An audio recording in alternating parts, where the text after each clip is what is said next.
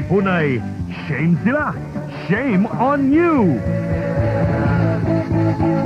Dati na ho naming ibinubulgar ang iba't ibang uri ng pangungutong ng mga pulis at ito po mga kaibigan ang latest.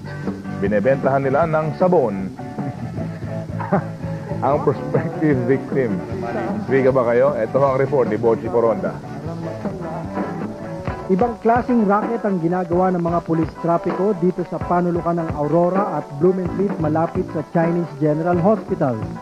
Ang lahat ng mga nakaparadang FX taxi rito ay binebentahan ng sabon.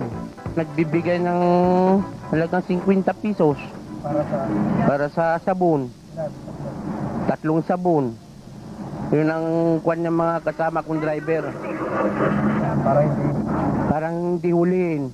Madalas boss kinukunan niya kami 100 dito kada isang taxi, isang taxi nakapila. Oo, kinukunan kami ng 100. Yung sa detachment. At eto pa, nang mapansin ng pulis na kinukunan sila ng kamera, ay agad na pinaghuhuli ang mga taxi rito pero wala naman itong ibinigay na ticket. Nagulat na lang ang mga driver ng taxi at nagreklamo sa ginawang pagkumpiska sa kanilang mga lisensya. Yung isang pulis na dumating, lahat pinagkukuha ang lisensya namin. Ngayon, ay wala naman ticket. Paano saan namin habulin ngayon yan? Hindi namin alam kung saan yung lisensya na. Para sa Hoy Gising, Ernesto Foronda, nag-uulat. Okay, nasa kabilang linya po natin ngayon si Major Francisco Bautista, ang hepe ng Traffic Management Division ng WPD. Magandang hapon po sa inyo, sir. Magandang hapon po naman. Sir, sa halip na ticket, sabon na ho ba ang ini-issue ng mga pulis po ngayon? At ang amin pong napakitang pulis, binebentahan ho ng sabon ng mga driver ng taxi para raw po hindi ho sila mahuli. Ano ho ba ang masasabi po niyo tungkol po rito? Tatanong ko lang po kung sinong pulis yun at kung saan naka-assign. Kasi po, ano po ba pangalan ng pulis? Major! Ano daw ang pangalan ng pulis? Maliwanag ho naman dun sa video, pati yung mga mukha ng pulis Hindi naman po uniformado. Ang mga tauhan ko po, Uniformado. sa traffic po, uniformado Hindi po kaya lahat. sa inyo galing yung sabon? Uniform. Major? Opo. Hindi kaya sa inyo galing yung sabon? Hindi po sa akin. Dahil ang mga tauhan ko po, lahat ng tauhan ko po na naka-traffic sa kalsada, naka-uniforme po yan. So paano Yung pong nasa video, nakaka-civilian paano ano hong magiging solusyon po natin dito? Pa-imbestigahan ko po yan. Naku, Sa madaling panahon, no? ito na yan. Anyway, sir, yan pong lugar na yan. Sir, yan pong lugar na yan. Granting nga po na hindi nyo mga tauhan. Yan pong lugar na yan, sir, ay sakop po ninyo, di ho ba? Oo. Okay. Sir, yan po yung mga kolorom ng mga Tamaro FX na biyaheng na Valiches. Ba't di nyo hinuhuli? Yan po marami po kaming huling mga kolorom na. Ano ho, Major? Marami po kaming huling kolorom taxi. Hindi lang po ang isa pong lugar na pinahulihan namin, itong Escolta po. Meron po kami mga...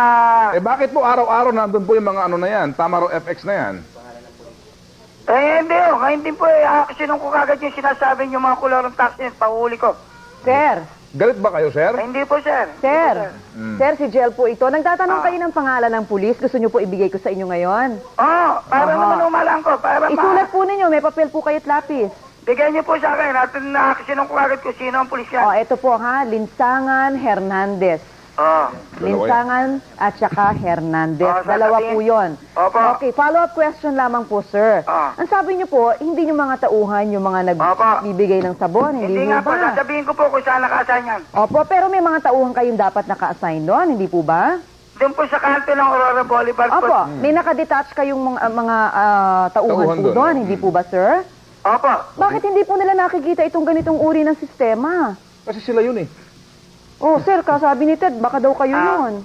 Hindi sila yun. Sila.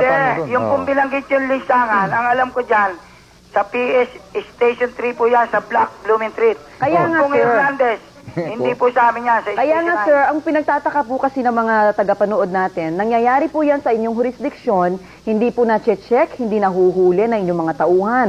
Kumbaga may milagro na nangyayari, wala pa rin pong aksyong ginagawa ang inyong mga tauhan. Ito po yung malinaw na panlalamang sa kapwa. Hindi po natin binibigyan ng konklusyon na yung tauhan po nyo guilty or not guilty. Ano po? Pero hanggang investigasyon na po tayo. Kaya imbestigahan ko po ito kasi po ang mga pulis ko, busy sa pagtatraffic yan. Yun po yung sinasabi nyo. Presinto po yun. Paimbestigahan ko po at pararatingin sa kanilang mga commander. Dahil po yung linsangan, sa Blooming Street Block po yan. Yung Hernandez po, hindi po sa Station 9 po yan. Siguro sir, if I were you, bigyan nyo rin po ng babala yung po mga tauhan yung supposed to be naka-assign doon sa areang yon. Dahil hindi po nila ginagawa yung trabaho nila. Opo. Baka mamaya busy din po sila sa panguhuli lang hindi po natin alam. Ano ho? Opo, maraming salamat po. Sasabihan ko yung mga tauhan ko at pag may nakita ng ganyan mong pulis, i-report kagad sa akin. So, Para Major, po makaksinan ko kagad. yes, sir. Major, ito ho bang first time na marinig po ninyo na nagbebenta ho ng sabon ng pulis? Ngayon lang po ako nakarinig ng pulis nagbebenta sa mga Ng sabon? Opo. Dati ho kasi sip-six ticket, di ba? Oo. Ngayon sabon. Sige ho, di ba? baka sir, mahilig sa promo yan. O, sige po. Salamat po, Major. Ano po? Opo. Ano kaya, Talo ang pikon. ano kayang sabon yun? Pero kaya lang, Panlaba on kaya second o thought, pampaligo? hindi ba nakaka-guilty naman, Ted? Kasi di ba, baka may binubuhay sila. Parang line mo. So, trafficking. Ayaw sabihin, dialogue mo ako na lang eh. Sabihin mo, sige. Di ba? Ganda mo lang paliwanag mo, sige. Meron Diba? mga polis na nagsa-sideline. Feeling Ted Filon ako ngayon. O, sige. Diba? Diba? Hindi na kayo naawa dun sa pulis. Ayos lang yun eh. Kumakayod na nga para mabigyan ng makakain yung kanilang pamilya. Oh, sa halip na magnakaw, Di ba? Sa halip na magnakaw, nagbebenta na lang ng sabon. Ba't kailangan niya pa magbenta? May mangingi na lang siya. Garapal ka naman, oo. Ayaw nga, gusto pa simple na lang eh. Di ba? Yung ginagawa niya sa maayos na paraan. Hindi, baka yung sabon. Saan kaya galing yung sabon? Ano kaya Yun. brand ng sabon? Hindi, pero seriously, hindi tama yon. Di ba, Kiko? Oh. Panlaba daw. Sabon panlaba. Sabon panlaba.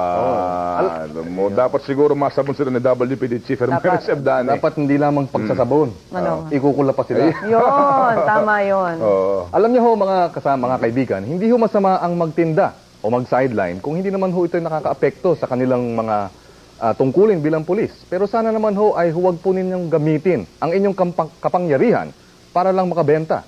Pwede naman po kayong mag-sideline pero sana ho huwag sa oras na kayo ay naka-uniforme.